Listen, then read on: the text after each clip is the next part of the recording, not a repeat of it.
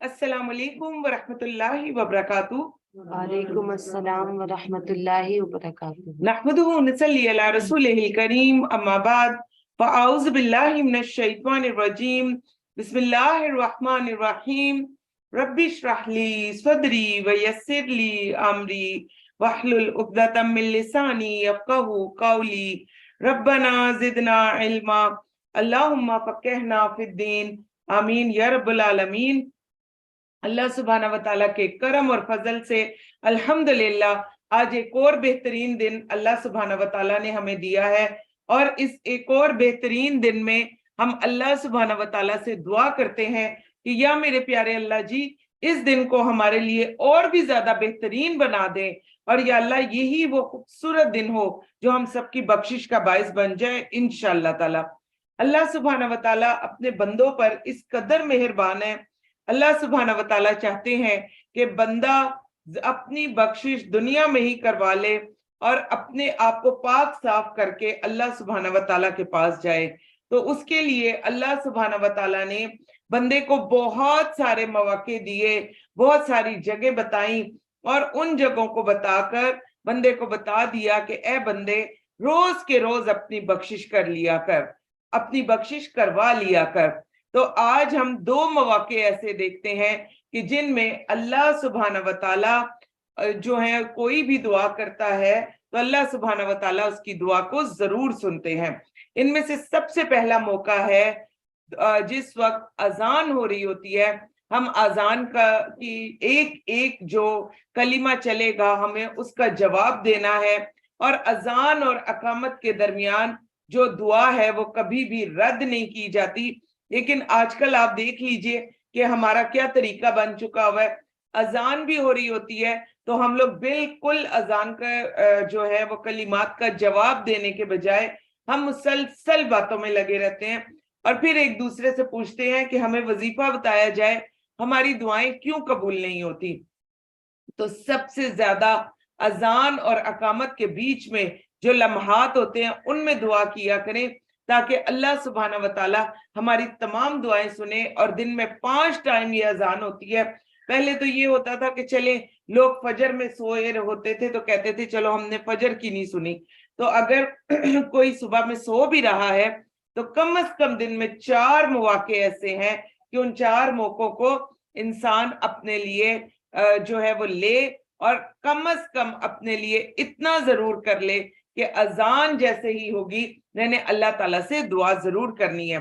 दूसरा एक और बहुत खूबसूरत मौका वो होता है जिस वक्त बारिश हो रही होती है, और आजकल इतना खूबसूरत मौका है क्योंकि कहा जाता है कि बारिश के एक एक कतरे के साथ एक एक फरिश्ता जमीन पर उतरता है, और उस वक्त वही टाइम होता है जो कि हमारी दुआओं का वक्त होता है। तो आप ये देखें कि उस वक्त आजकल रोजाना रात के वक्त जिस वक्त तरावीह का टाइम होता है तो उस वक्त रोजाना बारिश हो रही होती है, कतरा कतरा बारिश लगी होती है, और थोड़ी बहुत हल्की फुल्की इतनी खूबसूरत फुहार उस वक्त पड़ रही होती है। और बहुत सारे लोग उस वक्त घरों में मुख्तलिफ तरह के टॉक शोज देख रहे होते हैं या अपने मोबाइल को स्क्रॉल कर रहे होते हैं। तो आज हम सब अपने साथ अपनी जात के साथ प्रॉमिस कर ले कि इंशाअल्लाह उस वक्त में मैंने अपने अल्लाह सुब्हाना व तआला से अपने दिल की सारी बातें कर लेनी है, सारी दुआएं मांग लेनी है, और इंशाअल्लाह आज जो बारिश होगी उसमें इंशाअल्लाह सबसे पहले मैं अपनी और अपने खानदान की बख्शिश करवाऊंगी, तमाम उम्मत मोहम्मदिया की बख्शिश करवाऊंगी, और उसके बाद इंशाअल्लाह अपने बाकी मसाइल भी अल्लाह सुब्हाना व तआला के सामने लाकर रखूंगी। अल्लाह सुब्हाना व तआला हमें हमेशा अच्छे और बेहतरीन मौका पर दुआ करने की तौफीक अता फरमा दे, आमीन या रब्बुल आलमीन। 11वां पारा। औज़ु बिल्लाहि मिनश शैतानिर रजीम, बिस्मिल्लाहिर रहमानिर रहीम।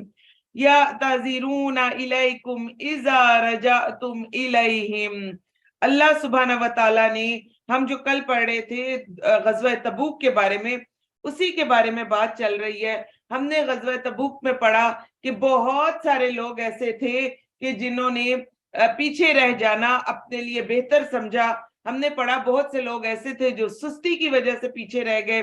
बहुत सारे लोग अपनी वजह से पीछे रह गए कि वो ये मुश्किल वक्त में जाना ही नहीं चाहते थे, तो अल्लाह सुब्हाना व तआला ने नबी पाक सल्लल्लाहु अलैहि वसल्लम को बता दिया कि जब तुम वापस आओगे तो ये तुमसे तरह तरह के बहाने करेंगे और ये तुम्हें बताएंगे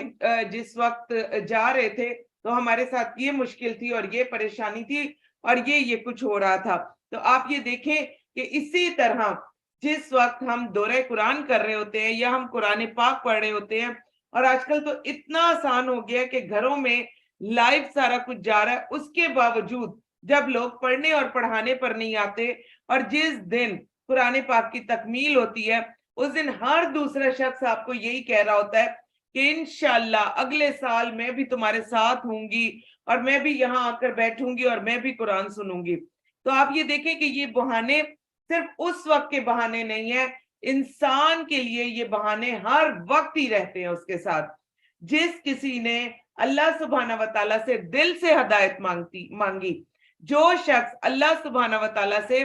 दिल से ये चाहे कि अल्लाह सुब्हाना व तआला उसे बख्श दें और उसके लिए करम करें और उसको वहां से दें कि जहां से उसका ध्यान भी ना जाता हो, तो अल्लाह सुब्हाना व तआला हिदायत मांगने वाले को कभी भी मायूस करते नहीं है। तो इसलिए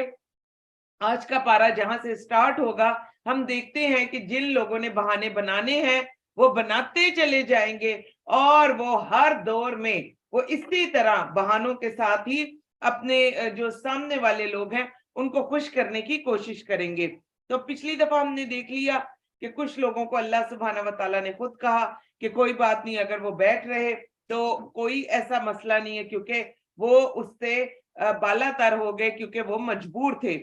कुछ लोगों ने खुद इजाजत ले ली, हालांकि उनको इजाजत लेने की जरूरत नहीं थी, वो जा सकते थे, और कुछ लोगों के ऊपर सिर्फ और सिर्फ सुस्ती गालिब आ गई। तो आज हम देखते हैं कि अल्लाह सुब्हाना व तआला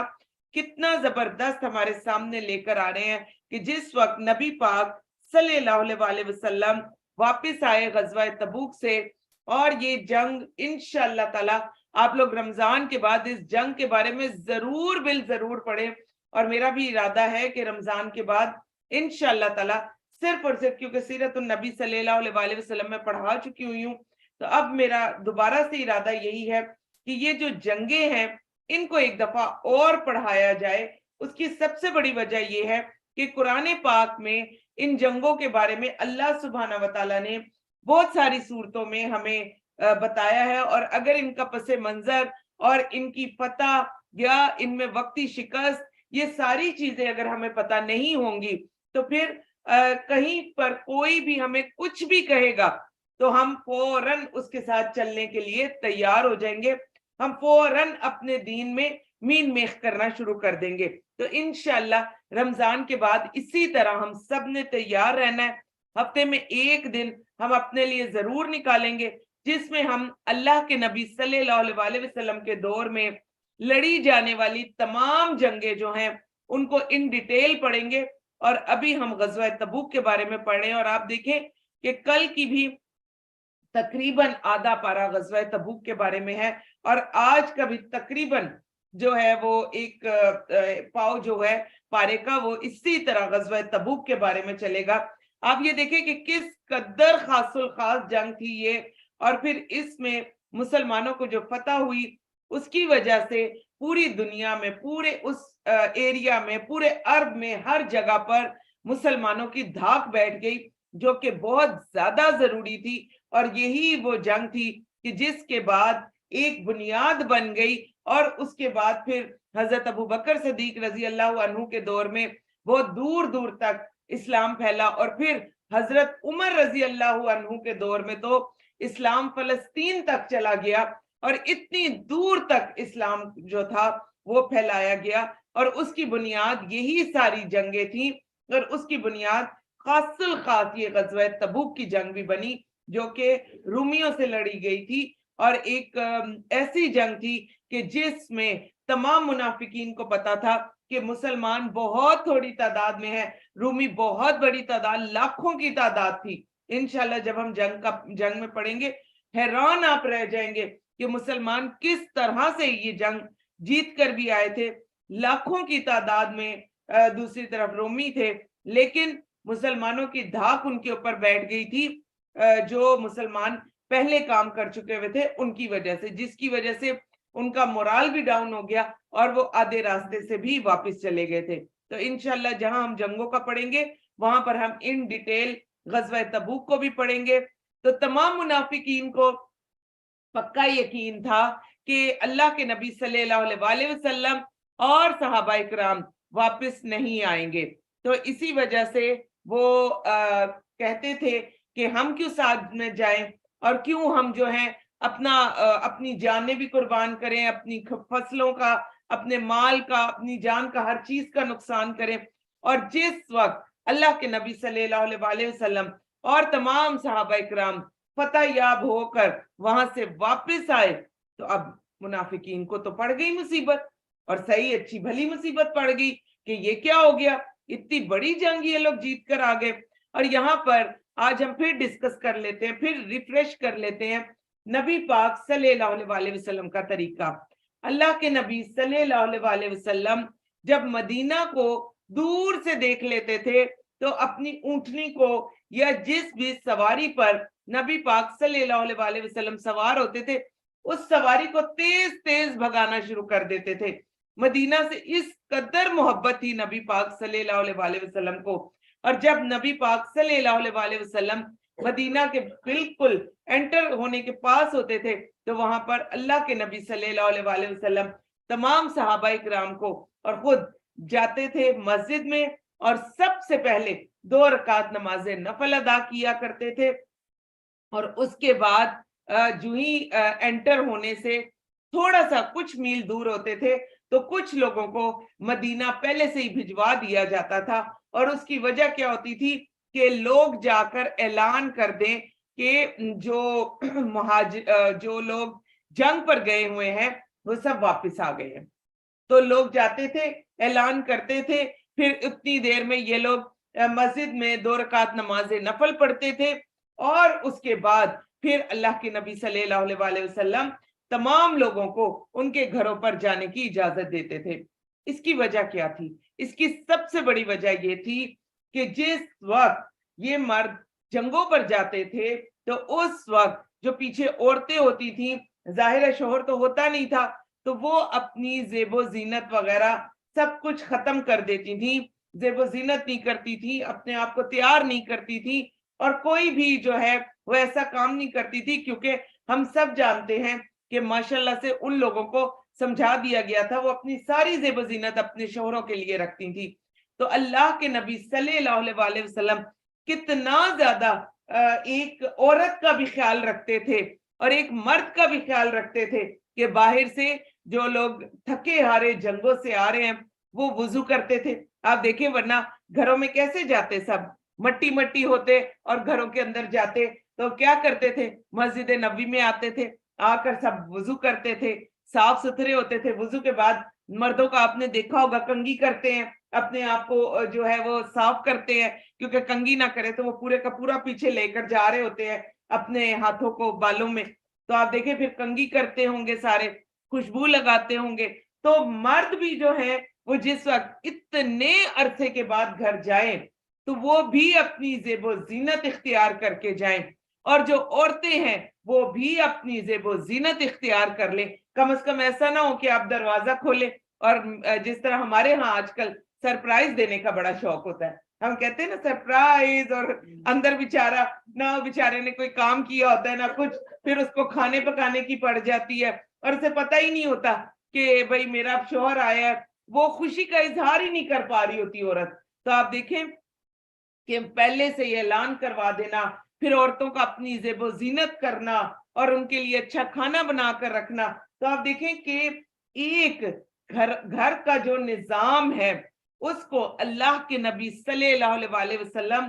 کتنا زیادہ پسند کرتے تھے، اور آپس میں پیار محبت اور یہ ساری چیزوں کے لیے بھی نبی پاک صلی اللہ علیہ وسلم نے کتنے پیارے پیارے طریقے کیے۔ ورنہ آپ دیکھیں ہم جب کسی سفر سے بھی آ رہے ہوتے ہیں اور جو ہی آپ لوگ جس طرح ہم لوگ پشاور میں ہیں تو پشاور جو ہی قریب آ رہا ہوتا ہے ہمارے دل مچلنا شروع ہو جاتے، کب آئے گا گھر، کب آئے گا گھر۔ ہم جگہ جگہ دیکھنا شروع کر دیتے ہیں، اچھا ابھی 10 منٹ ہے، ابھی 15 منٹ ہے، ابھی 20 منٹ، اور کیسے دوڑتے ہیں ہم گھروں کی طرف، ہم جس حالت میں بھی ہوں۔ لیکن آپ نبی پاک صلی اللہ علیہ وسلم کو دیکھیے کہ کتنا زبردست ہمارے لیے یہ رکھا، اور دیکھیں میاں بیوی میں پھر اس طرح محبت بھی پیدا ہوتی ہے ایک دوسرے کے لیے۔ بیوی اپنا کھانا تیار کر کے، خوب آرائش اور زیبائش کر کے اپنے شوہر کے لیے تیار، اور شوہر اپنے آپ کو تیار کر کے مسجد نبوی میں نفل پڑھ کر وہ اپنی بیوی کے لیے تیار۔ تو یہ اتنا پیارا نظام اللہ کے نبی صلی اللہ علیہ وسلم نے اس وقت کی جنگوں میں بھی ہمیں دے دیا۔ لیکن آج کل ہمارے پاس وافر مقدار میں وقت ہونے کے باوجود بھی ہمارے دلوں کے اندر آپس میں زوج کے لیے وہ محبتیں رہی نہیں ہیں، اور اس کی سب سے بڑی وجہ کیا ہے؟ ہمارا بہت سارا وقت جو ہے وہ ارد گرد کے فضول کاموں میں نکل جاتا ہے، اور اپنے شوہر کے لیے تیار ہونا یہ تو ہم سمجھتے ہیں ٹائم کا ضیاع کرنا ہے۔ ہم ہمیشہ یہی سمجھتے ہیں کہ یہ وقت کا ضیاع ہے، باہر نکلتے ہوئے ہم خوب اچھی طرح سے تیار ہوں گے، لیکن اپنے شوہر کے لیے تیار ہونے کے لیے ہمیں لگتا ہے کہ اس وقت میں بہت سارے دوسرے کام جو ہیں وہ کر سکتی ہوں۔ تو یہاں پر سب سے پہلے آج کے پارے میں ہم نے نبی پاک صلی اللہ علیہ وسلم کا طریقہ دیکھ لیا۔ تو ان منافقین کو بھی پتا تھا کہ اللہ کے نبی صلی اللہ علیہ وسلم ایسے ہی مدینہ میں اپنے گھر میں نہیں جائیں گے۔ اللہ کے نبی صلی اللہ علیہ وسلم جب آئیں گے تو آ کر اللہ کے نبی صلی اللہ علیہ وسلم مسجد نبوی میں نوافل ادا کریں گے۔ تو یہ تمام منافقین فوراً، کچھ منافقین، کچھ پکے اور سچے مسلمان، یہ سب جو تھے یہ فوراً مسجد نبوی پہنچ گئے، اور وہاں پر نبی پاک صلی اللہ علیہ وسلم سے معذرتیں کرنے لگ گئے۔ تو اب ہم دیکھتے ہیں کہ انہوں نے کیا کہا اور کیا معذرتیں کی۔ اور وہ منافق تمہارے سامنے عذر پیش کریں گے جب تم ان کی طرف لوٹ کر جاؤ گے۔ اے نبی صلی اللہ علیہ وسلم ان سے کہہ دیجئے تم عذر پیش نہ کرو، ہم ہرگز تم پر یقین نہیں کریں گے۔ اللہ نے تمہارے حالات سے ہمیں آگاہ کر دیا ہے، اللہ جلد تمہارے عمل دیکھ لے گا، اور اس کا رسول بھی، پھر تم چھپی اور کھلی باتیں جاننے والے کی طرف لوٹائے جاؤ گے، اور وہ تمہیں بتا دے گا جو تم عمل کرتے رہے ہو۔ تو یہاں پر آپ دیکھ لیں، منافق آئے اور منافقوں نے اللہ کے نبی صلی اللہ علیہ وسلم سے معذرتیں پیش کرنا شروع کر دی۔ ہم نے پیچھے بھی پڑھا کہ یہ لوگ آئے تھے اور اللہ کے نبی صلی اللہ علیہ وسلم سے اجازت مانگی تھی کہ ہم نہیں جا سکتے اس جنگ میں، تو وہاں پر بھی نبی پاک صلی اللہ علیہ وسلم نے اجازت دے دی تھی۔ ابھی بھی جب انہوں نے معذرتیں پیش کی تو اللہ کے نبی صلی اللہ علیہ وسلم نے انہیں معاف کر دیا، لیکن اللہ سبحانہ و تعالیٰ نے فرما دیا کہ اے نبی صلی اللہ علیہ وسلم آپ انہیں معاف بھی کر دے تو اللہ انہیں معاف نہیں کرے گا، اور جلد ہی اللہ ان کو ان کے کیے کی سزا بھی دے گا۔ اسی طرح جس وقت ہم اللہ سبحانہ و تعالیٰ کے لیے کوئی کام شروع کرتے ہیں اور اس کام کو ہم بیچ میں چھوڑ دیں تو معذرتیں پیش کرنے سے بہتر ہے کہ اللہ سبحانہ و تعالیٰ سے ہم توبہ استغفار کریں، کیونکہ اللہ سبحانہ و تعالیٰ نے نبی پاک صلی اللہ علیہ وسلم کو بہت ہی زبردست دل دیا تھا، بہت نرم دل دیا تھا، اور وہ اپنے دل کی نرمی کی وجہ سے سب کو معاف کر دیتے تھے۔ لیکن اللہ سبحانہ و تعالیٰ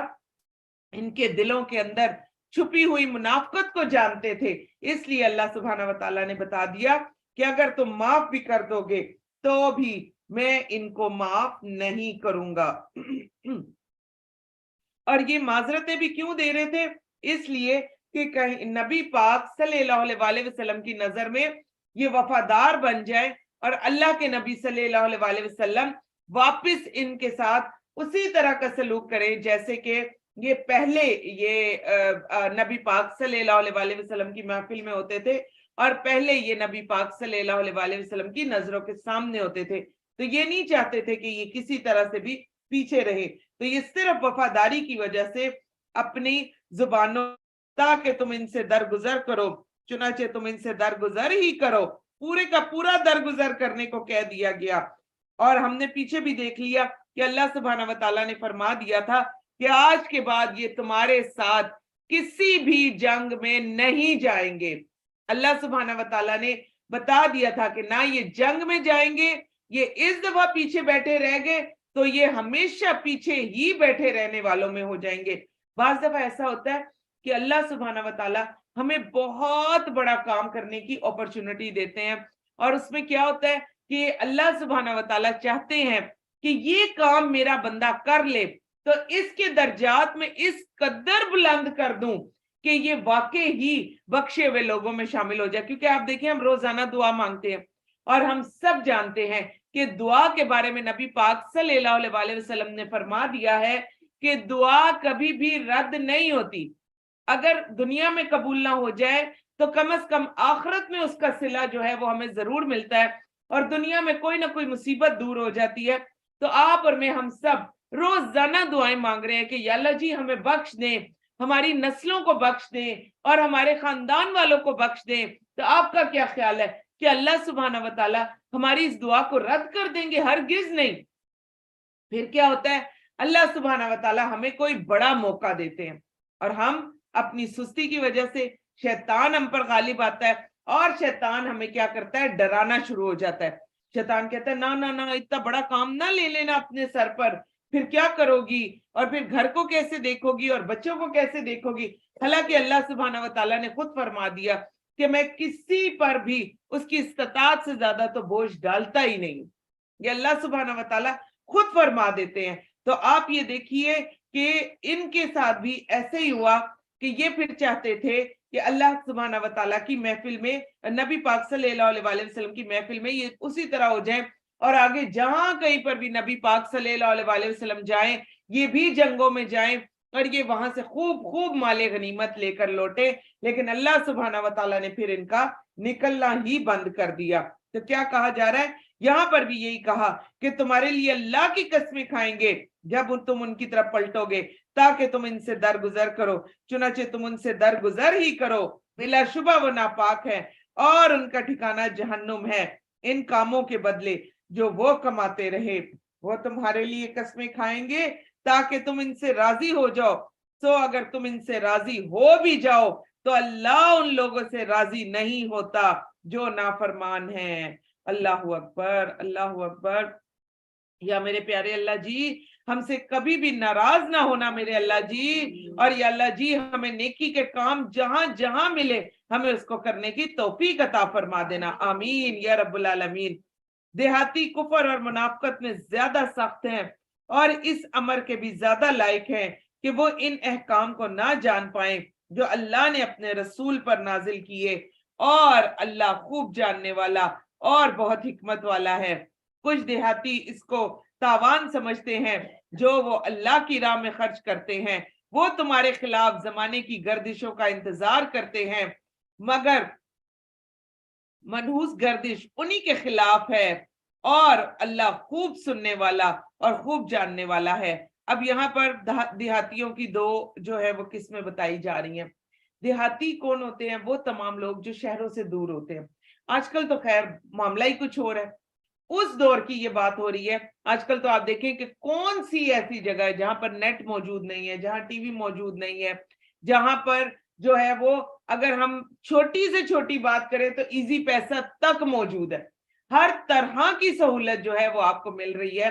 ایک وقت تھا کہ جس وقت یہ لوگ شہروں سے دور تھے، دین ان تک پہنچتا نہیں تھا، اور اس کے علاوہ بھی اگر آپ دیکھیں کہ جو گاؤں وغیرہ کے لوگ ہوتے ہیں ان کے کام اور ان کے ساری چیزیں اتنی زیادہ ایسے سخت ہوتا ہے، ان کا ماحول اتنا سخت ہوتا ہے، وہی سختی ان کی طبیعت کے اندر آ جاتی ہے۔ تو آج اللہ سبحانہ و تعالیٰ نے ان کے بارے میں بھی بتا دیا، اور کچھ دیہاتیوں کے بارے میں بتایا کہ جب اللہ کے راستے میں خرچ کرنے کے لیے کہا جاتا ہے تو وہ اس کو کیا سمجھتے ہیں؟ وہ سمجھتے ہیں چلو جی اب تو ہمارے اوپر مصیبت ہی پڑ گئی۔ تو اللہ سبحانہ و تعالیٰ کے راستے میں اگر ہم کچھ بھی خرچ کریں تو دعا کریں کہ اللہ سبحانہ و تعالیٰ اس کو قبول فرما لے، اور کبھی بھی ہمارے دلوں میں یہ تنگی نہ آئے۔ اور کچھ دیہاتی وہ ہیں جو اللہ اور یوم آخرت پر ایمان لاتے ہیں، وہ جو کچھ خرچ کرتے ہیں اسے اللہ کے ہاں قربتوں کا ذریعہ اور رسول کی دعاؤں کے حصول کا ذریعہ سمجھتے ہیں۔ آگاہ رہو، یقیناً یہ خرچ کرنا ان کے لیے قربت کا ذریعہ ہے۔ اللہ جلد انہیں اپنی رحمت میں داخل کرے گا، بے شک اللہ بہت بخشنے والا نہایت رحم کرنے والا ہے۔ مہاجرین اور انصار میں سے قبول اسلام میں سبقت کرنے والے اور وہ لوگ جنہوں نے احسان کے ساتھ ان کی پیروی کی، اللہ ان سے راضی ہو گیا اور وہ اللہ سے راضی ہو گئے۔ اللہ نے ان کے لیے ایسے باغ تیار کیے جن کے نیچے نہریں بہتی ہیں اور وہ اس میں ہمیشہ ہمیشہ رہیں گے، اور یہ بہت بڑی کامیابی ہے۔ تو یہاں پر 3 گروہوں کا ذکر ہے، ایک مہاجرین کا جنہوں نے اللہ اور رسول کے حکم پر مکہ اور دیگر علاقوں میں ہجرت کی، سب کچھ چھوڑ چھاڑ کر وہ مدینہ آ گئے۔ دوسرے انصار کا جو مدینہ میں رہائش پذیر تھے، انہوں نے ہر موقع پر رسول اللہ صلی اللہ علیہ وسلم کی مدد اور حفاظت فرمائی اور مدینہ آنے والے مہاجرین کی بھی خوب پذیرائی اور تواضع کی اور اپنا سب کچھ ان کی خدمت میں پیش کر دیا۔ یہاں ان دونوں گروہوں کے سابقون الاولون کا ذکر آ رہا ہے، جنہوں نے قبلوں کی طرف بھی رخ کر کے نماز بھی پڑھی تھی اور وہ سبقت کرنے والے بھی تھے۔ تو ان کے بارے میں بھی بات ہو رہی ہے کہ ایسے صحابی بھی جو تھے، حدیبیہ میں یہ موجود تھے، بیت رضوان میں یہ موجود تھے، کچھ بدر میں موجود تھے، اور اللہ سبحانہ وتعالیٰ نے بیت رضوان والوں کو بھی بخش دیا ہوا ہے۔ پھر اللہ سبحانہ وتعالیٰ نے بدر میں بھی جو بدر میں گئے تھے ان کو بھی بخش دیا تھا۔ لیکن وہی بات آ گئی کہ جس وقت یہ غزوہ تبوک کے لیے جانے لگے تو کچھ لوگوں کے اندر صرف اور صرف سستی آ گئی تھی۔ آپ یہ دیکھیے کہ بعض اوقات ہم بھی بڑے بڑے کام کرنے کے دعوے کر رہے ہوتے ہیں، لیکن کلاس این اس وقت ہو رہی ہوتی ہے جس وقت جو کہ وقت ہماری نیند کی پیک کا وقت ہوتا ہے۔ آپ دیکھیں آج کل جب ہم دورہ قرآن بھی پڑھنے کے لیے آ رہے ہوتے ہیں، اور میں اکثر بلکہ تقریباً روز ہی ہماری یہ بات ہو رہی ہوتی ہے کہ یہ ٹائم کیونکہ سحری تک سب لوگ جاگ رہے ہوتے ہیں اور پھر اس کے بعد سوتے ہیں، ہارڈلی آپ 2-2.5 گھنٹے سوتے ہیں، اور پھر آپ جو ہی آنکھ کھلتی ہے تو آپ کہتے ہیں آہا 9 بج گئے، یہ کیا ہو گیا اتنی جلدی، ابھی تو مجھے لگا تھا کہ ابھی میں نے آنکھ بند کی۔ اور ایسی زبردست نیند آ رہی ہوتی ہے اس ٹائم پر، اور اس نیند کو مات کر کے ہم لوگ اٹھتے ہیں اور آ جاتے ہیں تو اللہ سبحانہ وتعالیٰ کی کتنی برکتیں اور رحمتیں سمیٹ لیتے ہیں۔ دوسری طرف آپ یہ دیکھیں کہ جس دن ہم سستی کریں گے، جس دن ہم سست ہو کر رہ جائیں گے، اس دن کی ساری برکتیں اور رحمتیں ہم سے دور ہو جائیں گی۔ تو یہی وجہ ہوئی کہ یہ بیت رضوان میں موجود ہیں، یہ بدر میں موجود ہیں، یہ صلح حدیبیہ میں موجود ہیں، نبی پاک صلی اللہ علیہ وسلم کے شانہ بشانہ کھڑے ہوئے ہیں، لیکن کیا ہوا؟ سستی کی وجہ سے یہ صرف غزوہ تبوک میں نہ جا سکے۔ تو ان کے بارے میں بھی آج اللہ سبحانہ وتعالی ہمیں بتا دیں گے۔ پھر اسی طرح اللہ سبحانہ وتعالی فرماتے ہیں اور تمہارے آس پاس جو دیہاتی ہیں ان میں سے بعض منافق ہیں، بعض اہل مدینہ میں بھی نفاق پر اڑے ہوئے ہیں۔ اے نبی صلی اللہ علیہ وسلم، آپ انہیں جانتے نہیں، ہم انہیں جانتے ہیں۔ دیکھیں ہم کسی کے دلوں کا حال کیا جانتے ہیں، اور نبی پاک صلی اللہ علیہ وسلم بھی کسی کے دل کا حال نہیں جانتے تھے، اللہ سبحانہ وتعالیٰ ان کے دل کا حال جانتے تھے، اور ہم جلد انہیں دوہری سزا دیں گے، پھر وہ بڑے عذاب کی طرف لوٹائے جائیں گے۔ اور کچھ دیگر لوگ ہیں جنہوں نے اپنے گناہوں کا اقرار کیا، انہوں نے ملا جلا عمل کیا، ایک اچھا دوسرا برا، امید ہے کہ اللہ ان کی توبہ قبول فرمائے گا، یقیناً اللہ بہت بخشنے والا نہایت رحم کرنے والا ہے۔ اے نبی صلی اللہ علیہ وسلم، ان کے مالوں میں سے صدقہ لیجئے تاکہ آپ اس کے ذریعے سے انہیں پاک کر دیں، ان کا تزکیہ کریں اور ان کے لیے پھر دعا بھی کریں۔ تو جب بھی کوئی سستی کی وجہ سے کوئی کام رہ جائے تو فوراً صدقہ کریں، فوراً خیرات کریں، اور جس دن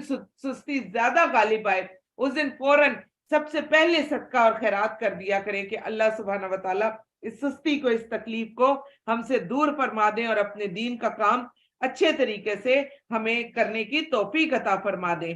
کیا انہیں معلوم نہیں کہ بے شک اللہ ہی اپنے بندوں کی توبہ قبول فرماتا ہے اور وہی صدقات لیتا ہے، اور یہ کہ بلا شبہ اللہ ہی بہت توبہ قبول کرنے والا اور نہایت رحم کرنے والا ہے۔ اے نبی صلی اللہ علیہ وسلم کہہ دیجئے تم عمل کرو پھر اللہ تمہارے عمل کو عنقریب دیکھے گا اور اس کا رسول اور مومنین بھی، اور تم جلد اس کی طرف لوٹائے جاؤ گے جو چھپی اور کھلی باتیں جاننے والا ہے، پھر وہ تمہیں بتائے گا کہ جو کچھ تم کرتے رہے ہو۔ اور کچھ دوسرے لوگ ہیں جن کا معاملہ اللہ کے حکم آنے تک مؤخر کر دیا گیا ہے، یا تو اللہ انہیں سزا دے گا یا ان کی توبہ قبول کر لے گا، اللہ خوب جاننے والا خوب حکمت والا ہے۔ تو غزوہ تبوک میں پیچھے رہنے والے 3 گروہ تھے، ایک تو منافق تھے، دوسرے وہ جو بلا عذر پیچھے رہ گئے، اور یہ 2 قسم کے لوگ تھے جو مخلص مسلمان تھے، انہوں نے اپنی غلطی کا اعتراف کر لیا۔ ایک گروہ اس میں حضرت ابو لبابہ اور ان کے ساتھ 6 افراد کا تھا۔ جب اللہ کے نبی صلی اللہ علیہ وسلم تبوک سے واپس آئے تھے تو حضرت ابو لبابہ اور ان کے 6 ساتھیوں نے خود سے اپنے آپ کو مسجد نبوی کے ستونوں سے باندھ لیا تھا۔ مسجد نبوی جو گئے ہوئے اور جو دیکھتے ہیں، ٹی وی میں بھی دیکھتے ہیں، آپ دیکھیں مسجد نبوی میں کتنے ستون ہیں، بہت زیادہ ستون ہے، اور آپ دیکھیے کہ اس وقت بھی ستون تھے۔ تو انہوں نے خود سے اپنے آپ کو یہ جو سزا تھی وہ دے دی، انہوں نے اپنے آپ کو مسجد نبوی کے ستونوں سے باندھ لیا، اور انہوں نے کہا کہ رسول اللہ صلی اللہ علیہ وسلم جب تک ان کو نہیں کھولیں گے اپنے دست مبارک سے تو اس وقت تک یہ نہ اپنے گھروں کو جائیں گے، نہ یہ کچھ کھائیں گے پیئیں گے، اور یہ مسجد نبوی کے ستونوں سے ہی بندے رہیں گے۔ اللہ کے نبی صلی اللہ علیہ وسلم جب تبوک سے واپس آئے، انہیں پتہ چل گیا کہ اب نبی پاک صلی اللہ علیہ وسلم 2 رکعت نماز نفل پڑھنے کے لیے آئیں گے مسجد میں، اور نبی پاک صلی اللہ علیہ وسلم جب ان کے قریب سے گزرے، ان کو ستونوں کے ساتھ بندھا ہوا دیکھا تو پوچھا یہ کون ہے؟ انہیں بتایا گیا کہ یہ سفر تبوک میں پیچھے رہ جانے والے ہیں، اور اللہ کے نبی صلی اللہ علیہ وسلم سے فرمایا کہ ان کی معذرت قبول فرمائیں اور انہیں اپنے دستے مبارک سے کھول دیں تاکہ یہ اپنے گھروں کو جا سکیں یا یہ کچھ کھا پی سکے۔ تو اللہ کے نبی صلی اللہ علیہ وسلم نے صاف الفاظ میں کہہ دیا تھا کہ میں ان کو ہرگز نہیں کھولوں گا تب تک کہ جب تک اللہ سبحانہ وتعالی ان کے لیے کوئی فیصلہ نہ کر دے اور اللہ سبحانہ وتعالی ان کو معاف نہ کر دے۔ تو پھر یہ آیت نازل ہو گئی کہ اللہ سبحانہ وتعالی نے فرمایا کہ اللہ سبحانہ وتعالی بتا رہے ہیں کہ کچھ اور دوسرے بھی ہیں جن کا کام اللہ کے حکم پر موقوف ہے، چاہے ان کو عذاب دے اور چاہے ان کو معاف کر دے۔ تو اس آیت کے نزول کے بعد رسول اللہ صلی اللہ علیہ وسلم نے ان کو کھول دیا۔ انہوں نے قبول توبہ کی خوشی میں اپنا سارا مال لا کر آپ صلی اللہ علیہ وسلم کی خدمت میں بطور صدقہ پیش کر دیا، جسے آپ صلی اللہ علیہ وسلم نے لینے سے انکار کر دیا۔ لیکن پھر آگے ہی آیت آ گئی کہ جس میں اللہ کے نبی صلی اللہ علیہ وسلم سے ان کا صدقہ لینے کے لیے کہا گیا، تو پھر اللہ کے نبی صلی اللہ علیہ وسلم نے ان کا مال بھی لیا اور ان کا صدقہ بھی قبول کیا، اور ان کا مال لے کر اس کو آگے صدقہ بھی کر دیا۔ تو وجہ کیا تھی کہ یہ مخلص تھے، اور پھر 2 اور باقی اور جو مخلص مسلمانوں کا گروہ تھا جنہوں نے اپنے آپ کو ستونوں سے نہیں باندھا۔ اور دوسرا ایک چیز ذہن میں رکھیں، اگر بعض دفعہ ہم سے سستی ہو جاتی ہے تو جو خالص اور بہترین لوگ ہوتے ہیں نا، وہ کبھی بھی اپنے ٹیچر کے سامنے یا اپنے کسی بڑے کے سامنے آ کر جھوٹ نہیں بولتے۔ ہم نے دیکھ لیا ایک گروہ وہ آ کر کیا کر رہا ہے، معذرتیں پیش کر رہا ہے، اللہ کی قسمیں کھا کھا کر کہہ رہا ہے کہ اگر ہم جا سکتے ہوتے تو ہم کبھی بھی پیچھے نہ رہتے۔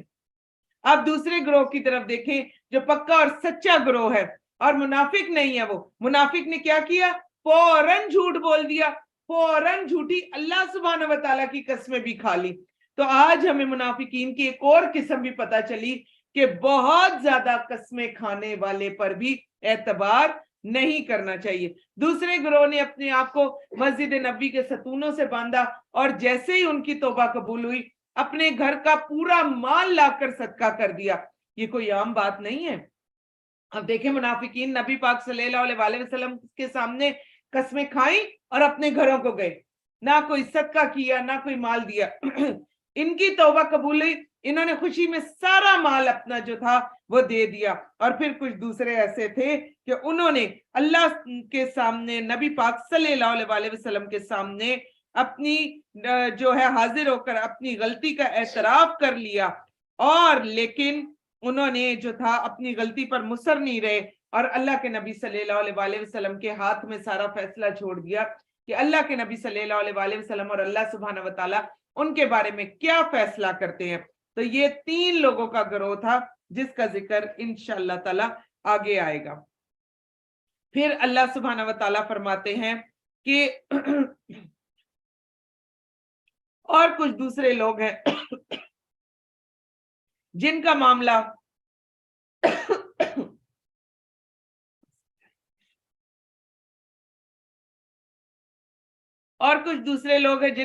اللہ کا حکم آنے تک مؤخر کر دیا گیا. یا تو اللہ انہیں سزا دے گا یا ان کی توبہ قبول کرے گا، اور اللہ خوب جاننے والا، خوب حکمت والا ہے. وہ لوگ جنہوں نے ایک مسجد بنائی، اب دیکھیں منافقین آگے بڑھ بڑھ کر اور کام کرتے جا رہے ہیں. وہ لوگ جنہوں نے ایک مسجد بنائی تاکہ مسلمانوں کو زر پہنچائیں اور کفر پھیلائیں، مومنوں کے درمیان تفرقہ ڈالیں، اس شخص کے لیے گھات لگائیں جو اس سے پہلے اللہ اور رسول سے لڑ چکا ہے، اور وہ ضرور قسمیں کھائیں گے کہ ہمارا ارادہ تو نیک ہی تھا. اللہ گواہی دیتا ہے کہ بے شک وہ سراسر جھوٹے ہیں. نبی صلی اللہ علیہ وسلم آپ اس مسجد زرار میں کبھی بھی کھڑے نہ ہو، اور البتہ وہ مسجد جس کی بنیاد اول روز ہی سے تقوی پر رکھی گئی تھی وہ زیادہ حقدار ہے کہ آپ اس میں کھڑے ہوں. اور اس میں ایسے لوگ بھی ہیں جو اس بات کو پسند کرتے ہیں کہ وہ پاک صاف ہوں، اور اللہ پاک صاف رہنے والوں کو پسند کرتا ہے. یہاں پر آپ دیکھیں کہ منافقین کا ایک اور کام شروع ہو گیا تھا. منافقین نے غزوہ تبوک میں جانے سے پہلے ایک مسجد بنائی. مسئلہ یہ تھا کہ ہم سب نے پڑھا ہے کہ منافقوں کے اوپر فجر اور عشاء کی نماز بہت بھاری ہو جاتی ہے. تو انہوں نے اس مسجد بنانے کا سب سے بڑا مقصد کیا تھا کہ اگر کبھی ہم فجر چھوڑ دیں، کبھی ہم عشاء چھوڑ دیں، تو اگر اللہ کے نبی صلی اللہ علیہ وسلم یا باقی مسلمان پوچھے کہ کدھر ہے یہ، تو ہم تو جی اس مسجد میں نماز پڑھ رہے تھے، کسی کو پتہ ہی نہ چلے کہ ہم کہاں گئے. دوسرا، یہ مسلمانوں کے خلاف مسجد میں آ کر بڑے بڑے جو سازشیں تھیں وہ کر نہیں پاتے تھے، یہ اکٹھے نہیں ہو پاتے تھے، اور ان کی سازشیں کرنے کا جو وقت تھا وہ ان کو نہیں مل رہا تھا. اس کے لیے ان کو ایک مسجد کی، ایک پلیٹ فارم کی اشد ضرورت تھی. اور بالکل مسجد قباء کی بیک سائڈ پر یہ مسجد زرار بنائی گئی تھی کہ جس کو انہوں نے تیار کر کے رکھا. اور پھر اس کے بعد نبی پاک صلی اللہ علیہ وسلم کے پاس آئے کہ آپ آ کر یہاں 2 رکعت نماز نفل پڑھ دیں. اور نبی پاک صلی اللہ علیہ وسلم کو بلانے کا مقصد کیا تھا کہ جب نبی پاک صلی اللہ علیہ وسلم یہاں نماز پڑھ دیں گے تو ہم سب کے لیے تو دلیل بن جائے گی کہ اللہ کے نبی صلی اللہ علیہ وسلم نے یہاں نماز پڑھی ہے. تو اللہ کے نبی صلی اللہ علیہ وسلم جب غزوہ تبوک سے واپس آئے، کیونکہ اس وقت جا رہے تھے، اور فرمایا کہ میں واپس آؤں گا اور پھر اس مسجد میں آ جاؤں گا، تو جب غزوہ تبوک سے واپس آئے تو اللہ سبحانہ و تعالیٰ نے ساتھ ہی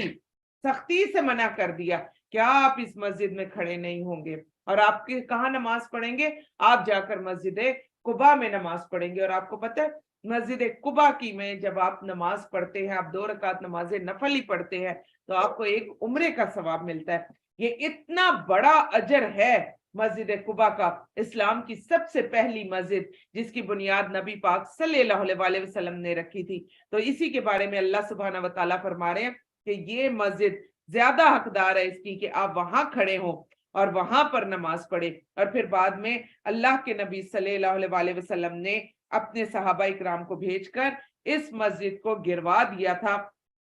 اور یہ مسجد جو تھی یہ اپنی بنیادوں پر پھر گری ہوئی پڑی ہوئی تھی. کیا بھلا وہ شخص جس نے اپنی عمارت کی بنیاد اللہ کے تقوی اور اس کی رضا پر رکھی وہ بہتر ہے، یا وہ شخص جس نے اپنی عمارت کی بنیاد دریا کے کھوکھلے گرنے والے کنارے پر رکھی، پھر وہ اسے جہنم کی آگ میں لے گرا، اور اللہ ظالموں کو ہدایت نہیں دیتا. انہوں نے جو عمارت بنائی وہ ہمیشہ ان کے دلوں میں شک ڈالے رکھے گی، الا یہ کہ ان کے دل ٹکڑے ٹکڑے ہو جائیں گے، اور اللہ خوب جاننے والا، خوب حکمت والا ہے. بے شک اللہ نے مومنوں سے ان کی جانیں ان کے مال جنت کے بدلے میں خرید لیے ہیں، اور وہ اللہ کی راہ میں لڑتے ہیں، پھر وہ قتل کرتے ہیں اور قتل کیے جاتے ہیں۔ یہ اللہ کے ذمے سچا وعدہ ہے تورات اور انجیل اور قرآن میں، اور اللہ سے زیادہ اپنے عہد کو پورا کرنے والا کون ہے؟ لہٰذا تم اپنے اس سودے پر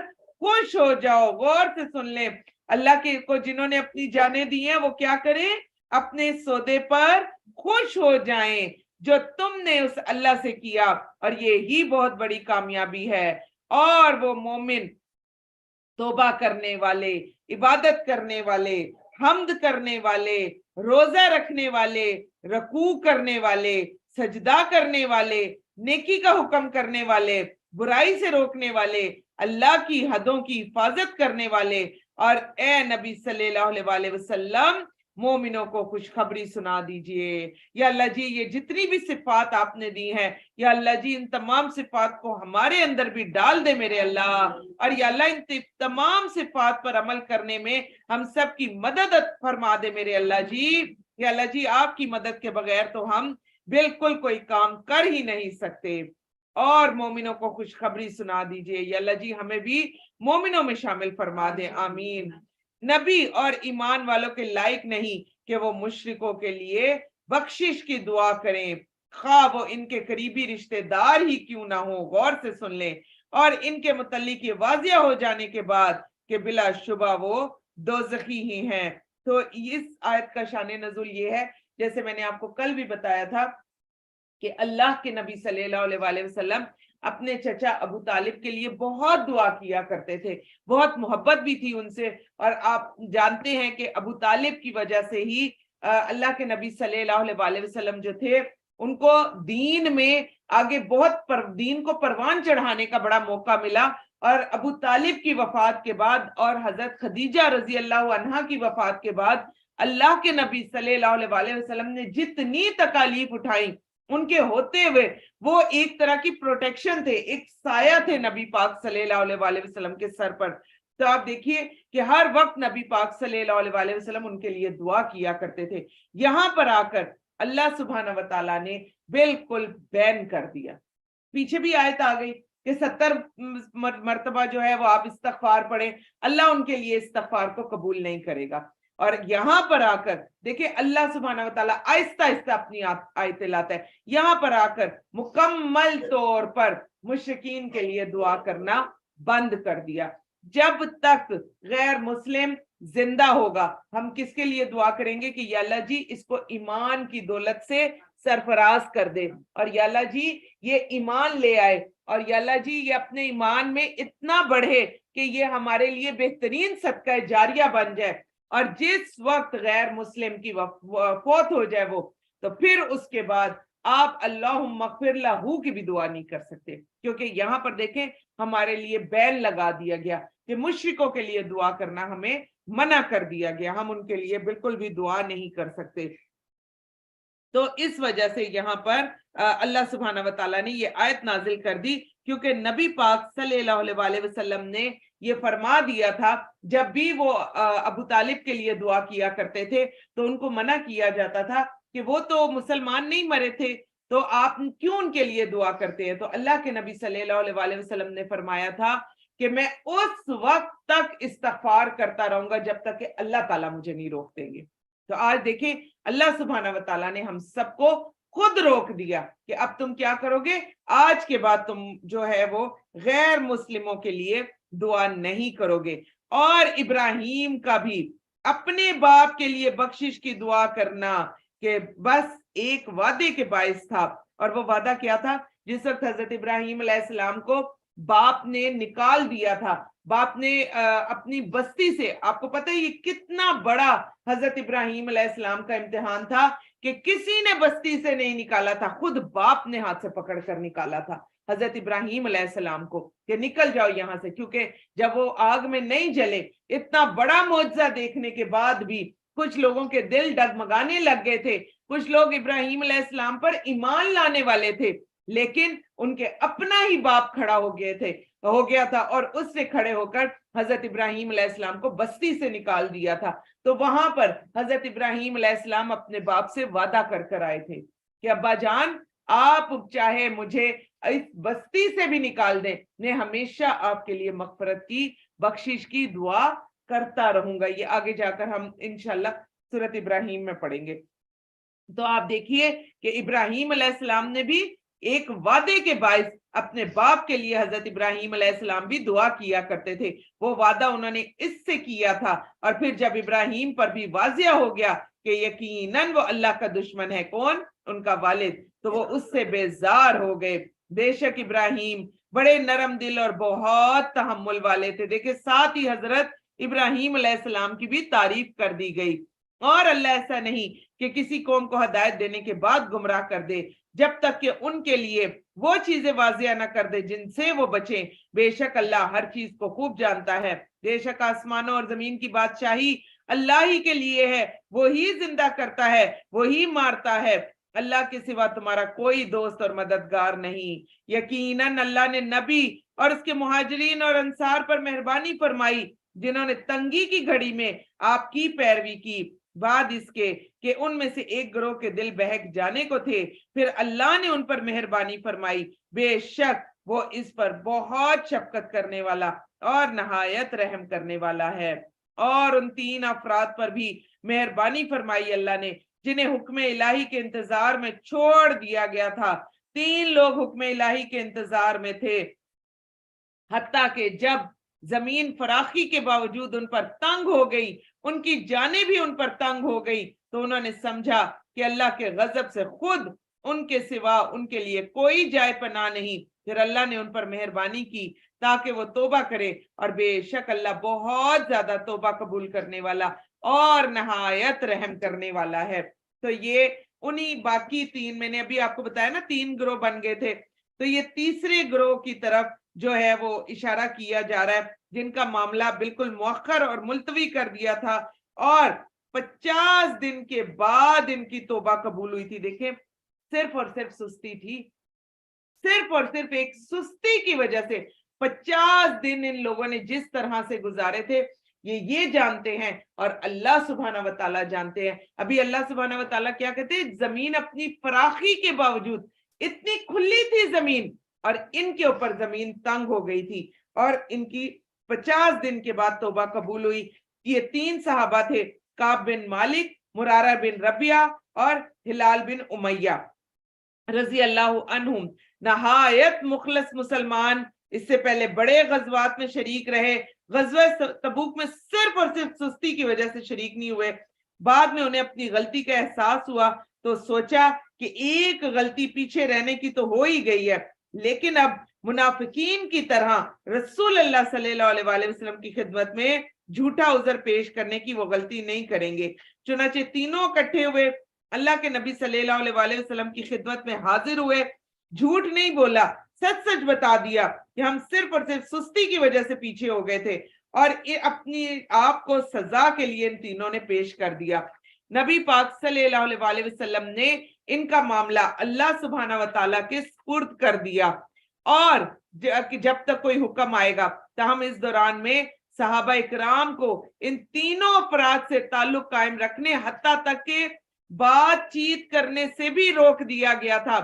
40 راتوں کے بعد انہیں حکم دیا گیا تھا کہ وہ اپنی بیویوں سے بھی دور ہو جائے، چنانچہ بیویوں سے بھی جدائی عمل میں آ گئی۔ مزید 10 دن گزرے تو توبہ قبول کر لی گئی، اور یہ آیت جو ہے وہ اسی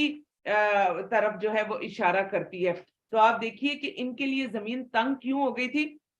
یہ آتے تھے مسجد نبوی میں، آتے تھے، آ کر وہاں بیٹھتے تھے، اور یہ باقی صحابہ کے ساتھ بات چیت کرنے کی پوری کوشش کرتے تھے، لیکن صحابہ ان کی طرف دیکھتے بھی نہیں تھے، نہ دیکھتے تھے، نہ بات کرتے تھے، نہ ان کی بات کا جواب دیتے تھے۔ حتیٰ تک کہ ان کے بارے میں آتا ہے کہ ایک مرتبہ یہ آدھی رات کو دیوار پھیلان کر اپنے چچا کے بیٹے کے گھر گئے اور کہا کہ خدارا تھوڑی دیر کے لیے مجھ سے بات کر لو، اللہ کے نبی صلی اللہ علیہ وآلہ وسلم سے ہماری بخشش کے لیے جو ہے وہ بات کر لو۔ تو گھر میں یہ دیوار پھیلان کر انٹر ہوئے، تو وہ ان صحابی نے ان کی طرف دیکھا بھی نہیں، اور بات بھی نہیں کی. آپ اور میں دیکھیں ہم کتنی خیانتیں کر لیتے ہیں, جیسے اللہ سبحانہ و تعالیٰ ہمیں دیکھ ہی نہیں رہے. اللہ کے نبی صلی اللہ علیہ وسلم نے منع کیا کہ نہیں ان کے ساتھ بات چیت کرنی, اگلے جواب بھی نہیں دیتے ہوتے تھے. حالانکہ آپ اس بات کو اس چیز پر لے کہ آپ کا ایسا دوست کہ جس کے بغیر آپ کا گزارا ہی نہ ہوتا ہو. ہوتے ہیں نا ایسے دوست, آپ اپنے دل کی بھی ہر بات انہیں بتا رہے ہوتے ہیں اور وہ آپ کے بہترین ساتھی ہوتے ہیں, اور ایسے بہترین ساتھی کو اچانک آپ کے اوپر بین لگ جائے کہ اس کے ساتھ بات چیت نہیں کرنی, ہم کیا کریں گے؟ والدین اگر منع بھی کرتے ہیں نا کہ فلاں لڑکے سے بات نہیں کرنی اپنے بیٹوں کو, یا فلاں لڑکی سے بات نہیں کرنی, تو بچیاں کیا کر رہی ہوتی ہیں؟ چھپ چھپ کے ٹیکسٹ ہو رہے ہوتے ہیں, چھپ چھپ کے سب کچھ ہو رہا ہوتا ہے, کسی کی بات نہیں سن رہے ہوتے. یہاں نبی پاک صلی اللہ علیہ وسلم نے منع فرمایا, صحابہ نے بالکل ان تینوں سے بات کرنا چھوڑ دی. یہ نماز پڑھنے بھی آتے تھے, ان کی طرف دیکھتا بھی کوئی نہیں تھا, کیونکہ جب تک اللہ کا فیصلہ نہ آئے. اور 40 دنوں کے بعد, کیونکہ بیویاں گھروں میں ساتھ تھیں, ان کو آخری 10 دن تو بالکل اکیلا کر دیا گیا. اب آپ اور میں اپنی طرف آ جائیں, ہماری توبہ کا کیا حال ہے؟ تھوڑا سا ذرا سوچیں نا, کہاں ہے ہماری توبہ؟ بس کلاس میں ہم بیٹھ جاتے ہیں, ہم 10 لوگوں کے بیچ میں ہم بیٹھتے ہیں, ہماری آنکھوں سے آنسو بھی جاری ہو جاتے ہیں, ہم جو ہے توبہ بھی کرتے ہیں, یہاں پر اکٹھے بیٹھ کر ہم اللہ سبحانہ و تعالیٰ سے دعائیں بھی کرتے ہیں. کیا گھر جا کر بھی میرے دل ویسے ہی لرزتا ہے؟ کیا گھر جا کر بھی ہم اسی طرح سے دعا کرتے ہیں جیسے ہم یہاں کر رہے ہیں؟ کیا گھر جا کر بھی ہم اسی طرح سے توبہ کرتے ہیں جیسے ہم یہاں کر رہے ہیں؟ تو آج اللہ سبحانہ و تعالیٰ نے توبہ قبول ہونے کی ایک اور شرط بھی بتا دی. اور کیسے؟ کہ علیحدہ ہو جاؤ, ایک طرف ہو جاؤ, زیادہ باتوں سے دور ہو جاؤ, اور کیا کرو؟ ایک سائڈ پر ہو کر اللہ سبحانہ و تعالیٰ کو چپ کے پکارو, اللہ سبحانہ و تعالیٰ سے بات کرو, اللہ سبحانہ و تعالیٰ سے معافی مانگو, قرآن کھولو, اللہ سبحانہ و تعالیٰ کی باتیں سنو, اور کھول کر اللہ جب اس قرآن پاک کو پڑھ لو تو جتنا حصہ پڑھو اس کا وسیلہ بناتے ہوئے اللہ سبحانہ و تعالیٰ سے اپنے تمام گناہوں پر توبہ کرو اور معافی مانگو, اور آئندہ نہ کرنے کے لیے بھی اللہ سبحانہ و تعالیٰ کے ساتھ عہد کرنا بہت زیادہ ضروری ہے. پھر یہاں پر ایک اور چیز ہم دیکھ لیتے ہیں, جس وقت یہ آیتیں آئیں اس وقت آدھی رات کا ٹائم تھا, اور اللہ کے نبی صلی اللہ علیہ وسلم حضرت ام سلمہ رضی اللہ عنہا کے گھر پر تھے. اب آپ یہ دیکھیں کہ نبی پاک صلی اللہ علیہ وسلم اپنی ازواج کے آرام کا بھی کتنا خیال رکھتے تھے. حضرت عائشہ رضی اللہ عنہا کے بارے میں آپ نے سنا کہ اللہ کے نبی صلی اللہ علیہ وسلم کمرے سے نکلے تو حدیث میں اتنے زبردست الفاظ ہیں کہ بہت آرام سے اٹھے, نہایت آرام سے جوتا پہنا, نہایت آرام سے دروازہ کھولا, آرام سے دروازہ بند کیا کہ کہیں حضرت عائشہ رضی اللہ عنہا جو ہے وہ اٹھ نہ جائے. ہم کتنا خیال رکھتے ہیں اپنے زوج کا؟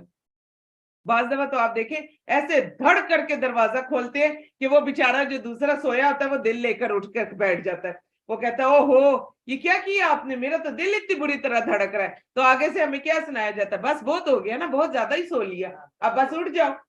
اٹھ جاؤ, حالانکہ پتہ بھی نہیں ہوتا کہ بیچاری ابھی سوئی ہے یہ تھوڑی دیر پہلے. تو آپ یہ دیکھیں ہمارا اپنے زوج کے بارے میں کیا جو ہے وہ طریقہ ہے. نبی پاک صلی اللہ علیہ وسلم کی طرف آئے,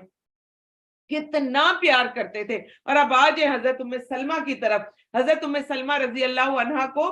سب سے پہلے یہ آیتیں سنائی گئیں, اور انہوں نے جب یہ آیتیں سنی انہوں نے کہا یا رسول اللہ صلی اللہ علیہ وسلم, خوش ہو گئے نا. سب لوگ ان 3 لوگوں کے لیے بڑے پریشان تھے, بیچ میں رہنے والے اور وہیں ان کے بیچ میں کام کرنے والے, ایک سستی آ گئی تھی نا. تو حضرت ام سلمہ رضی اللہ عنہا اتنا خوش ہوئی, کہا یا رسول اللہ صلی اللہ علیہ وسلم اس وقت صحابہ کو بلائیں اور انہیں بتائیں کہ ان تینوں کی جو ہے وہ اللہ تعالیٰ نے توبہ قبول کر لی, ان تینوں کی مغفرت ہو گئی. اللہ کے نبی صلی اللہ علیہ وسلم نے فرمایا اے ام سلمہ اگر اس وقت آواز لگائی گئی تو تمہارا سارا گھر صحابہ اکرام سے بھر جائے گا اور پھر تم آرام نہیں کر سکو گی, اس لیے ہم یہ بات فجر کے وقت بتائیں گے. دیکھیں کتنی بڑی بات ہے, اپنی بیوی کا کتنا خیال رکھا کہ ابھی تم کیا کرو ام سلمہ, تم آرام کرو رضی اللہ عنہا, تم آرام کرو, اور پھر صبح فجر میں, ویسے بھی تو فجر میں سب لوگ آئیں گے مسجد نبوی میں, تو پھر فجر میں ان کے بارے میں بتائیں گے. تو پھر دوسری طرف آپ دیکھیں کہ کتنے حریص تھے صحابہ ان تینوں کے لیے کتنا زیادہ پریشان تھے صحابہ کہ جو ہی یہ آیتیں سنی تو حضرت ابو بکر صدیق اور حضرت عمر رضی اللہ عنہ تیزی سے دوڑ لگا دی، حضرت ابو بکر صدیق نے اور حضرت عمر رضی اللہ عنہ نے، کہ ایک دوسرے سے آگے بڑھیں اور جا کر اپنے بھائیوں کو بتائیں، اپنے ساتھیوں کو بتائیں کہ آپ کی توبہ قبول ہو گئی۔ حضرت عمر رضی اللہ عنہ جو تھے ذرا زیادہ سٹرونگ تھے، وہ ذرا دوڑ کر تیزی سے آگے نکل گئے۔ حضرت ابو بکر صدیق رضی اللہ عنہ نے بڑا مزے کا کام کیا، وہ پاس ہی پہاڑ کی چھوٹی سی چوٹی تھی، وہ اس کے اوپر چڑھ گئے اور وہیں کھڑے ہو کر انہوں نے یہ آیتیں پڑھنا شروع کر دی کہ عمر رضی اللہ عنہ کے ان کے گھر تک پہنچنے سے پہلے میں بتا دوں گا کہ توبہ قبول ہو گئی ہے۔ یہ کتنی بڑی بات ہے۔ ہم کب قرآن پاک کی آیتوں کے لیے یا کسی کی توبہ کے لیے یا کسی کو اچھا بتانے کے لیے ہم کب حریص ہوتے ہیں، چاہے وہ ہمارا کتنا پکا اور سچا ساتھی ہی کیوں نہ ہو۔ تو اللہ سبحانہ وتعالیٰ سے دعا کرے کہ اللہ سبحانہ وتعالیٰ ہم سب کو بھی حکمت عطا فرما دے، اور اللہ سبحانہ وتعالیٰ ہم سب کو بھی ایک دوسرے کے لیے دل میں ہمارے محبتیں پیدا کر دیں، اور یا اللہ جی وہ محبتیں واپس لوٹ آئیں، وہ محبت، وہ پیار یا اللہ جی جو ایک وقت میں ہم سب کا ایک دوسرے کے لیے ہوتا تھا۔ ایک وقت ہوتا تھا کہ ہم سب اپنی کزنز کے لیے کتنا حریص ہوتے تھے، ایک وقت ہوتا تھا کہ ہم اپنی کزنز وغیرہ کے ساتھ بیٹھتے نہیں تھے، کچھ عرصہ دیکھتے نہیں تھے۔ فون کی سہولت یہ زیادہ پرانی بات نہیں ہے، ہمارے گھروں میں یہ جو تار والے فون تھے یہ 2012 2013 اس تک بھی موجود تھے، ہارڈلی یہ اب بہت بھی حد ہو تو 15 سال پہلے کی بات ہے، کوئی زیادہ پرانی بات نہیں ہے۔ تو ہم کتنے حریص ہوتے تھے، پھر تمام کزنز اکٹھی ہوتی تھی، ایک دوسرے کے ہم کپڑے بھی دیکھتے تھے، جوتے بھی دیکھتے تھے، ایک دوسرے سے پیار بھی کرتے تھے، ایک دوسرے کو اچھی اور بہترین بات بھی سناتے تھے، ایک دوسرے کے رازدان بھی ہوتے تھے۔ آپ دیکھیں یہ تمام چیزیں اب ہماری نسل کے اندر ختم ہو گئی ہیں، ہمارے جو آج کل کے بچے ہیں ان کے اندر وہ پیار اور محبت بھی ختم ہوتا چلا جا رہا ہے، دل ہمارے شرنک ہوتے چلے جا رہے ہیں، اور زمین کھلی ہونے کے باوجود، فراخی کے باوجود بھی ہم سب کے لیے تنگ ہوتی چلی جا رہی ہے۔ تو اللہ سبحانہ وتعالیٰ سے دعا کریں کہ یا میرے پیارے اللہ جی ہم سب کے دلوں کو فراخی کا والا دل بنا دے، اور یا اللہ کھلا کر دے یہ دل لوگوں کے لیے بھی، بات کرنے کے لیے بھی، محبتوں کے لیے بھی۔ آپ دیکھیں ہمارے گھروں کی محبتیں اور پیار بھی جو ہے وہ آہستہ آہستہ سکڑتے چلے جا رہے ہیں، ختم ہوتے چلے جا رہے ہیں۔ اس کی سب سے بڑی وجہ کیا؟ ہمارے گھروں میں بے برکتیاں ہونے لگ گئی ہیں۔ پہلے ہم یہ چیز، ہماری والدہ مجھے اچھی طرح یاد ہے، جب بھی کوئی اچھی چیز بنتی تھی جب تک 4 سے 5 گھروں میں وہ بانٹ نہیں لیتی تھی، ہماری والدہ کھانا نہیں کھا سکتی، ان کے گلے سے اترتا ہی نہیں تھا، اور ایسی بڑی ہانڈی بناتے تھے، ہم خود حیران ہوتے تھے امی اتنا کیوں پکاتی ہیں، اور بڑی ہانڈی بناتی تھی کہ ان کو پتا ہوتا تھا کہ میں نے 4-5 اپنے ہمسایوں کو ضرور ضرور دینا ہے، پھر کہیں جا کے میں اور میرے بچے جو ہے وہ کھانا کھائیں گے۔ اور رات میں جے ڈی سی والوں کا وہ سارا پروگرام کراچی کا اور وہ سب کچھ دیکھ رہی تھی، وہ کہہ رہے تھے کہ اس وقت لوگ اپنے بچوں کو سحریوں میں اٹھانا چھوڑ دیا لوگوں نے، اس لیے کہ کہیں بچہ جو ہے وہ کچھ ایکسٹرا کھانا نہ مانگ لے، اور لوگوں کے پاس کھانا دینے کے پیسے نہیں ہیں۔ یقین جانیے رات میں ان کے انالیسس دیکھ رہی تھی صرف کراچی شہر میں، انہوں نے کہا کہ جو سفید پوش لوگ ہیں وہ خدارہ اپنی اپلیکیشن دیں، تیار مال، تیار کھانا، تیار سحر، تیار افطار، جتنا دل چاہے اٹھائیں، اپنے گھر والوں کے لیے، ہمسایوں کے لیے یہاں سے اٹھائیں، ہمارے لڑکے جا کر آپ کے گھروں میں ڈیلیور کریں گے۔ میں کل ان کا یہ سارا پروگرام دیکھ رہی تھی، وہ کہتا ہے ہم سمجھ رہے تھے، کہتے ہیں جو بڑے بڑے لوگ میرے ساتھ جڑے ہوئے ہیں ان سے میں نے بات کی تو ایک شخص نے کہا کہ اگر 5,000 تک بھی اپلیکیشنز آ جاتی ہیں تو یہ اللہ کے مہمان ہیں، ان کو کر دو اللہ کا مہمان، اور یہ 5 سے 8,000 تک کے لوگ یہ بس میرے مہمان ہو گئے، میں جانوں افطاریاں جانے، سحریاں جانے، تمہاری کوئی پرواہ نہیں ہے، تم فکر مت کرو، میں انہیں سب کچھ دوں گا۔ وہ کہتا ہے آپ کو پتہ ہے کتنی اپلیکیشنز آئیں سفید پوش لوگوں کی؟ 5 لاکھ سے اوپر، صرف ایک کراچی جیسے شہر میں۔ اور ہمارے ہاں بھی دیکھیں کراچی سے ہوتے ہوتے آپ دیکھیں یہاں بالکل یہ حج نگری میں یہ دیکھیں دسترخوان لگا ہوا ہے، انہی کا ہی، وہ کراچی سے دیکھیں آ کر یہاں کر رہے ہیں جی۔ تو ہم یہاں پر رہتے ہوئے ہمیں اپنے اڑوس پڑوس کے لوگوں کا پتہ نہیں ہے، تو وہاں پر میں رات میں ان کا وہ سارا وہ بڑا وہ دیکھ رہی تھی کہ بڑی بڑی انہوں نے روشنیاں اور کتنا بڑا انہوں نے جو تھا وہ مجمع لگایا ہوا تھا، اور سب سفید پوش لوگ جن کے گھروں میں کھانے کا نہیں. وہ کہہ رہا تھا کہ ایک ایک بندہ اپنے گھر کے بچوں کے لیے کھانے پیک کروائے اور لے کر جائے، کوئی بھوکا نہ رہے. یہ کتنی بڑی بات ہے. لیکن ہم آج کل اپنے ہمسائے، اپنے پڑوسی، ہمیں ان کا بھی نہیں پتا ہوتا. تو آج ان کی توبہ قبول ہونے پر یہ ساری باتیں کیوں یاد آ رہی ہیں؟ یہ ساری باتیں اس لیے کہ میں جو آپ کو ابھی حضرت ام سلمہ کے بارے میں بتا رہی ہوں، ابھی میں آپ کو حضرت ابو بکر صدیق، حضرت عمر رضی اللہ عنہ کے بارے میں بتا رہی ہوں. تو آپ دیکھیں ان کے لیے دلوں میں کتنی محبت تھی. اپنے بہن بھائیوں کو یہ اتنی سی تکلیف میں نہیں دیکھ سکتے تھے. اور اب ہم جتنا زیادہ قرب قیامت میں کے قریب ہوتے چلے جا رہے ہیں، ہمارے دلوں میں اپنے بہن بھائیوں، پڑوسیوں، رشتہ داروں کے لیے اتنی سی بھی اب جگہ نہیں رہی. ہم سب بس ایک ہی بات کرنے کے عادی ہو گئے، میں، میرا گھر، میرے بچے، باقی سب اپنا اپنا جانے، میرا ان کے ساتھ کوئی تعلق نہیں ہے. تو اللہ سبحانہ و تعالیٰ سے دعا کریں کہ ہمارے دلوں میں اپنے رشتوں کے لیے بھی فراخی آ جائے، اور ہم بھی اپنے تمام ساتھیوں کی توبہ کے لیے حریص ہو جائیں. یہاں رک کر میں یہ بات کیوں کر رہی ہوں؟ صرف کھانا پینا ہی سب کچھ نہیں ہوتا. ہم لوگوں کی توبہ کے بھی حریص نہیں رہے ہیں. ہمارے دل لوگوں کے لیے دکھتے ہی نہیں ہیں. اگر کوئی ہماری گلی میں 10 دن تک ڈی جے لگا کے ڈانس کر رہا ہے تو ہم جا کر اتنا بھی نہیں کہتے کہ بھائی بس کر دو، خود تو گناہ میں آ ہی رہے ہو، ہمیں کیوں گناہ میں مبتلا کر رہے ہو؟ صرف کس لیے کہ ہمیں لگتا ہے ہماری عزت نہ اتر جائے. اور وہ جانے، اس کا کام جانے اور اس کا اللہ جانے.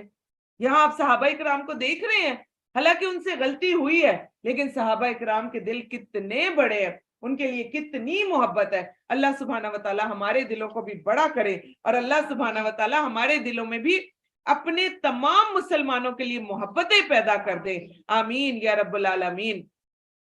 اعوذ باللہ من الشیطان الرجیم. اہل مدینہ اور ان کے آس پاس رہنے والے دیہاتیوں کے لائق نہیں تھا کہ وہ جہاد میں رسول اللہ صلی اللہ علیہ وسلم سے پیچھے رہ جائے. میں نے آپ کو کہا نا کہ یہ کہتے ہوتے تھے کہ یہ زندہ نہیں واپس آئیں گے، اور یہ جو ہے ان کو جو رومی ہیں وہ چھوڑیں گے ہی نہیں. اور نہ یہ جائز تھا کہ وہ اپنی جانوں کو نبی کی جان سے زیادہ عزیز رکھیں. یہ اس لیے کہ یہ بلا شبہ وہ لوگ ہیں کہ انہیں اللہ کی راہ میں جو بھی پیاس، تھکاوٹ اور بھوک کی تکلیف پہنچتی ہے، اور ایسی جگہ رونتے ہیں جو کافروں کو سخت ناگوار ہو، اور وہ دشمن سے جو بھی کامیابی حاصل کرتے ہیں اس کے بدلے میں ان کے لیے نیک عمل لکھا جاتا ہے. بے شک اللہ محسنین کا اجر ضائع نہیں کرتا. اور جو بھی چھوٹا اور بڑا خرچ کرتے ہیں اور جو بھی وہ وعدی طے کرتے ہیں وہ سب ان کے لیے لکھا جاتا ہے، تاکہ اللہ انہیں ان کاموں کی بہترین جزا دے جو وہ کرتے ہیں. تو اس صورت میں دیکھ لیں آپ، جو صبح تکالیف برداشت کر کے اپنی بیماری، اپنی سستی، اپنی نیند، اپنی ایک ایک چیز کو آپ دور کر کے قرآن پاک گود میں لے کر اس کو اپنے ساتھ لے کر آ رہے ہوتے ہیں، راستے میں جو تکلیف آ رہی ہوتی ہے اس کو دور کرتے چلے جاتے ہیں. اللہ سبحانہ و تعالیٰ کہتے ہیں اس کا کیا کروں گا؟ میں اجر دوں گا تمہیں، اور بہترین اجر دوں گا، بہترین جزا دوں گا. اگلی آیت کو انڈر لائن کر لے، بہت امپورٹنٹ آیت ہے، کیونکہ تمام مسلمان کہتے ہیں کہ کیا ضرورت ہے یہ مرد اور عورتیں جب ایک دفعہ پڑھ لیتے ہیں تو گھروں میں کیوں نہیں بیٹھ جاتے، وہ بلا وجہ جو ہے باقی لوگوں کو بھی تنگ کرتے ہیں، تم بھی پڑھو تم بھی پڑھو. بس انہوں نے پڑھ لیا نا، باقیوں کی جان کیوں نہیں چھوڑتے؟ تو آپ دیکھیں کہ یہ وہ آیت ہے جس کی وجہ سے ہم ہمیشہ کھڑے ہو جاتے ہیں، اور یہی وہ آیت ہے کہ جس کی وجہ سے ہم سب کو موٹیویشن ملنی چاہیے کہ کیوں ہم لوگ دین کا پیغام آگے پہنچائیں. اور مومنوں کے لیے مناسب نہیں کہ وہ سب بھی نکل کھڑے ہوں، سب نے تھوڑا جہاد کرنا ہے، تاکہ وہ جب اپنے قبیلے میں واپس جائیں اور پھر کیا کریں کہ وہ سب کے سب ہی نکل کھڑے ہوں. تو ہر فرقے میں سے ایک گروہ دین میں سمجھ حاصل کرنے کے لیے کیوں نہیں نکلا؟ آپ دیکھ لیں ہر علاقے سے ایک گروہ کو نکلنا چاہیے. کس کے لیے؟ دین میں سمجھ بوجھ حاصل کرنے کے لیے. اور اللہ سبحانہ و تعالیٰ آج سختی سے کہہ رہے ہیں کہ کیوں نہیں نکلا گروہ، کیوں نہیں نکلا؟ تاکہ جب وہ اپنے قبیلے میں واپس جائیں تو انہیں خبردار کر دیں تاکہ وہ پیچھے والے بھی اللہ سے ڈریں۔ تو یہ ہے وہ آیت کہ آپ جہاں کہیں پر بھی موجود ہو، آپ کو اللہ کے دین کا پیغام پہنچانا ہی پہنچانا ہے۔ اور سب لوگ جو ہیں وہ جنگ نہیں کریں گے، کچھ لوگ کس طرح سے جنگ کریں گے؟ جہاد بالقرآن کریں گے، جہاد بالحدیث کریں گے، اور اسی کو آگے پہنچائیں گے تاکہ بہت سارے بستیوں والے ڈر بھی جائیں۔ تو اللہ تعالیٰ اس جہاد کو ہم سب سے بھی قبول فرما لیں۔